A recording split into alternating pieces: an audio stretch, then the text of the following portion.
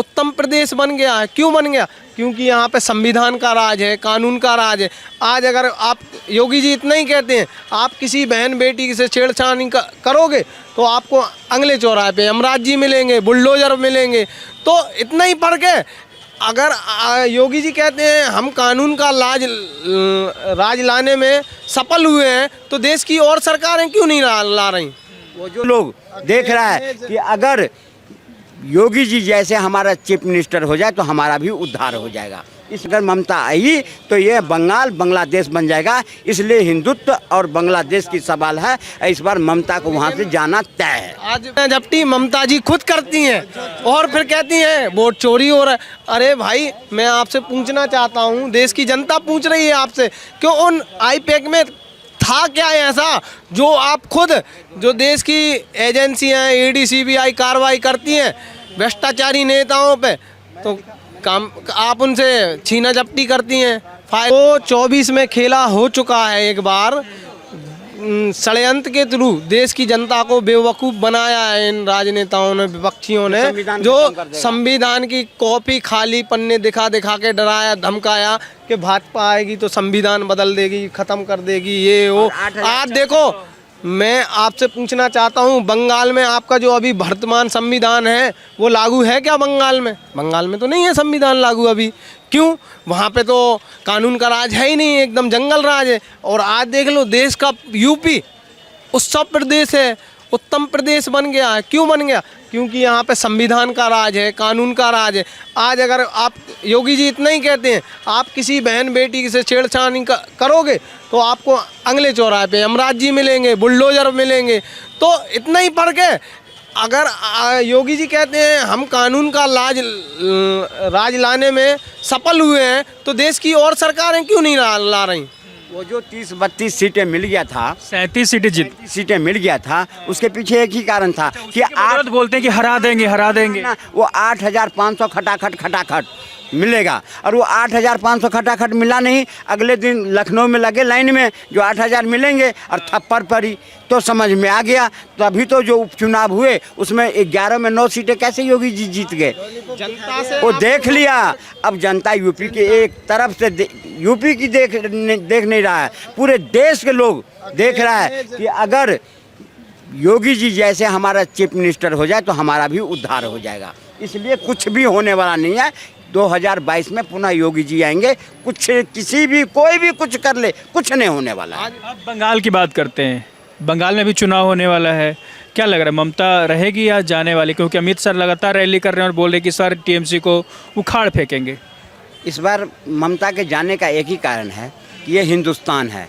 अब बंगाल हिंदुस्तान का एक राज्य है, कोई बांग्लादेश नहीं है। और जिस राज्य के अंदर एक हिंदू पर्व को मनाने के लिए सुप्रीम कोर्ट जाना पड़े, तो ये कहाँ से रह गया? फिर कहाँ से रह गई? अब वहाँ के जो 65% बंगाली हिंदू है, हिंदू समाज है, वो तंग आ चुका है ममता से। जो ममता उस बंगाल को बंगाल बनाने की बात करा, उस ममता ने बंगाल को बांग्लादेश बनाने पर तुल गई।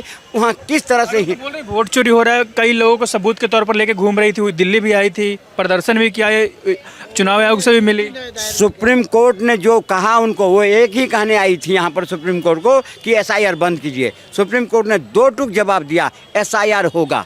आपको किस बात की तकलीफ है? अगर मरे हुए वोट काट रहे हैं, घुसपैठिए के वोट काट रहे हैं, तो आपको परेशानी किस बात का है? तो समय दीजिए। तो समय दे दिया गया। अब वो कोर्ट का लाज रखा, उन्होंने जो दिया। अब वहाँ पर में किस तरह से हिंदू प्रताड़ित होते हैं। अब तक जो वहाँ चुनाव हुए हैं, वो जो हिंदू लोग हैं उनके इतना धमकी देता है वहाँ के लोग, जो घुसपैठिए लोग हैं, कि अगर तुमने ममता को वोट नहीं दिया तुम्हारे घर जला दूंगा। उनको बूथ पर जाने नहीं दिया था। लेकिन इस बार का जो चुनाव है और बांग्लादेश और बंगाल का चुनाव है, वहाँ के हिंदू ने समझ गया है कि अब के बार अगर ममता आई तो ये बंगाल बांग्लादेश बन जाएगा। इसलिए हिंदुत्व और बांग्लादेश की सवाल है। इस बार ममता को वहाँ से जाना तय है। आज मैं बंगाली और बंग भूमि की, जो आज़ादी की बंगाल भूमि रही प्रमुख, तो मैं उन हिंदुओं से आज कहना चाहता हूँ, एक षड्यंत्र जो आपके साथ किया जा रहा है।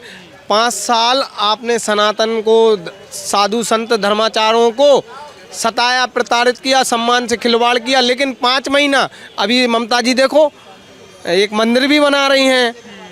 तो 5 महीने सनातन का सम्मान करो और 5 साल सनातन को अपमानित करो, हिंदुओं को पलायन पे मजबूर करो।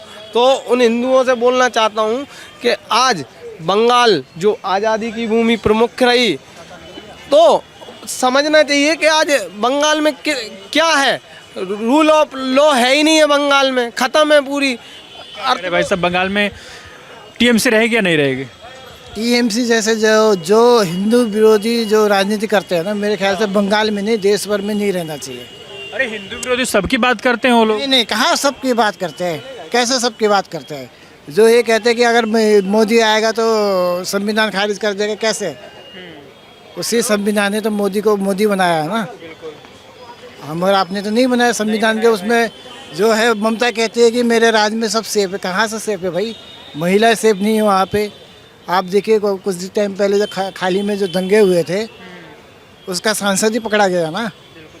अब वो SIR पे रो रही है, वो इसलिए रो रही है अगर वोट भी चोरी हो रहा है। अरे अगर वोट चोरी होता है, सुप्रीम कोर्ट इस देश में कानून है कहते हैं ना, अगर कानून है सुप्रीम कोर्ट को मानते तो ईडी CBI से फाइलें चोरी कौन करती हैं? छीना झपटी ममता जी खुद करती हैं और फिर कहती हैं वोट चोरी हो रहा है। अरे भाई, मैं आपसे पूछना चाहता हूँ, देश की जनता पूछ रही है आपसे, क्यों उन IPAC में था क्या ऐसा जो आप खुद, जो देश की एजेंसियां ईडी CBI कार्रवाई करती हैं भ्रष्टाचारी नेताओं पे, तो काम आप उनसे छीना झपटी करती हैं फाइलें? अरे आपको जब कर नहीं था तो डर नहीं था, क्योंकि ममता जी के उसमें कार्य को कुकर्म और कृत्य छुपे हुए थे, क्योंकि वो जाते तो भांडा सब फूट जाता। तो आज देखो आप के बलात्कार करते हैं, उनको राशि देने का काम ममता जी कर रही हैं। किसानों की क्या हालत है बंगाल में, युवा नौजवानों की क्या हालत है। आज जनता के साथ इतना गुंडा राज है TMC के गुंडों को। और मैं कह रहा हूँ SIR से डर क्या है ममता जी आपको? भाई जो देश का नागरिक नहीं है, घुसपैठी है, उसको देश में रहने का अधिकार नहीं है। आपको दिल दिखाना चाहिए ना बड़ा कि हाँ हम भाजपा के साथ हैं। आप SIR करो, जो देश का नागरिक नहीं है उसको वोट डालने का अधिकार नहीं है। मुझे एक भी पार्टी नहीं मिली आज तक देश में। क्या कह रहे हैं? एक है यही ममता थी जो पहले इन्हीं ये बाहरी लोगों को भगाना चाहिए बोल के पहले आवाज़ उठाती थी, लेकिन अब ममता जी की स्थिति ये हो गई है कि फर्जी वोट के थ्रू ही अगर जितना है तो उनके थ्रू जितना है। वो डरी हुई इसलिए, अगर वो नाम कट गए उनका कोर वोट तो कट जाएगा। वो डरे नहीं तो क्या बौखलाई हुई है ममता जी। आप एक बात करें, ममता बनर्जी मत बोलिए, ममता बानो बोलिए उन्हें, ममता को। हाँ ठीक, ये थी लोग रहे, बाकी बने रहे हमारे साथ, तो देखते रहिए लोकसभा।